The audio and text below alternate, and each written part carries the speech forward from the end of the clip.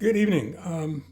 This this is my first time sharing my cancer experience outside of a very small group of family and friends. So please bear with me. I'm a bit terrified. The question that you have to answer when you're asked to do something like this is how what can you say? What can you say that will adequately capture what you've experienced and felt from the moment your cancer is discovered through diagnosis, treatment, and recovery? I mean, how do you capture years in minutes? So I've decided to go ahead and focus on just a few things. The first of those things is the fact that the diagnosis of a catastrophic illness is nothing less than catastrophic. It changes everything in your life and it impacts everyone in your universe unless you're a hermit or a recluse. It changes everything much in the same way a computer program will run in the background on your computer without you realizing it, taking up space, taking up bandwidth, corrupting everything that's going on, slowing things down without you realizing it, but nonetheless, it's always there. However, the diagnosis of a catastrophic illness can provide you a level of clarity that few people who have not experienced it will ever understand. It will help you differentiate very quickly between what is essential and what is important, and what is important and what is adequate. There is something I'd like to interject here as well when it comes to this particular subject. It's critically important that you find yourself a patient advocate, somebody that you trust, somebody that will accompany you to the doctor. I don't think that any of us are capable of moving through this minefield of conditions and symptoms that we don't understand without at least the aid of another pair of ears or another pair of eyes to help us muddle through it. The next thing I'd like to talk about is the fact that a cancer diagnosis is not the incontrovertible death sentence that it once was just a few years ago. I was diagnosed with primary myelofibrosis, a rare form of bone marrow cancer, one of probably less than 18,000 people in the country that have experienced this disease.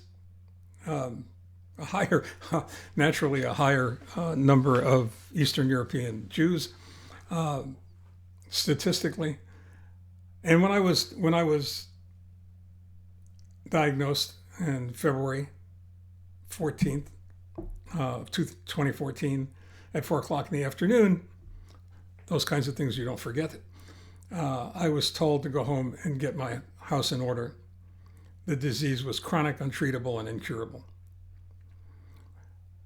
I was fortunate in that I had a 5-year hall pass, as my son calls it. I had 5 years where I was able to go ahead and move about my business as much as I was able, barring the fact that my fatigue levels continued to increase over that time. But we're blessed to live where we do. I'm not sure that anybody or everybody even recognizes that. You've got 3 or 4 of the finest medical facilities in the world within driving distance. You've got Cedars-Sinai, City of Hope, UCLA, Scripps,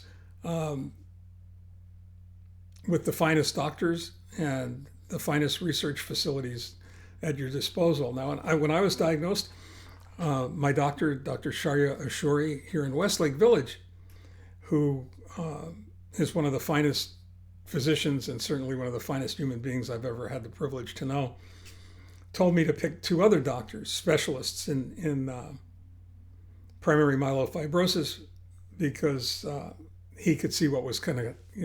He understood the disease well enough to recognize that at some point I would be passed off to a specialist. And I was given the names of For doctors, I chose two: Dr. Ron Paquette at UCLA at the time, who's now moved to Cedars to head up their bone marrow transplant program, and Dr. David Snyder at the City of Hope, who's one of the leading specialists in myelofibrosis in the world. The next thing I'd like to talk about is treatment and recovery for cancers like mine, or cancers in general, really. When I was diagnosed, there were no options. It was chronic. It was untreatable. It was incurable. But subsequently, it's become a much better scenario. With the use of stem cell bone marrow transplantation as an option, you have a 65-35% chance of a cure. So stem cell transplantation gives you an option you didn't have before. And the fact that it works is demonstrated by the fact that we're having this discussion this evening. But there is a critical need for blood donations, for platelet donations, and for stem cell donations in order to make those realities a possibility.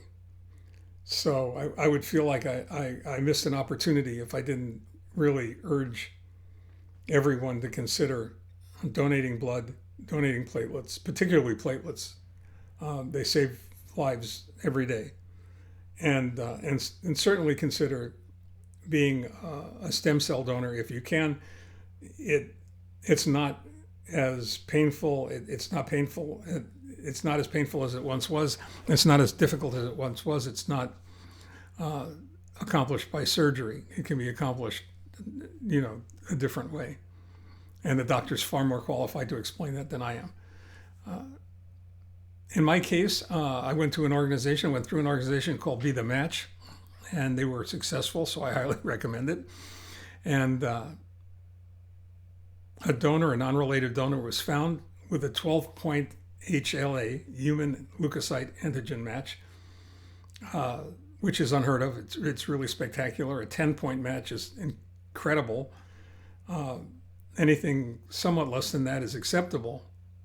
I was very fortunate. My Israeli is a 12-point HLA match with the same blood type, and responsible for my craving for Middle Eastern food now, and my enjoyment of foods that are far spicier than I ever enjoyed before. So I've got him to thank for that, and also to thank for the fact that I'm wandering around with two DNAs. My DNA, which you would get if you swabbed my cheek or the inside of my mouth, and my donor's DNA, if you were to do a blood test. Wrap your head around that for a minute. So in conclusion, for me, it's simple. The message is hope. A positive attitude can't be overemphasized. The connection between mind and body is significant and barely understood. So fill your life, fill yourself with hope, fill those around you with hope.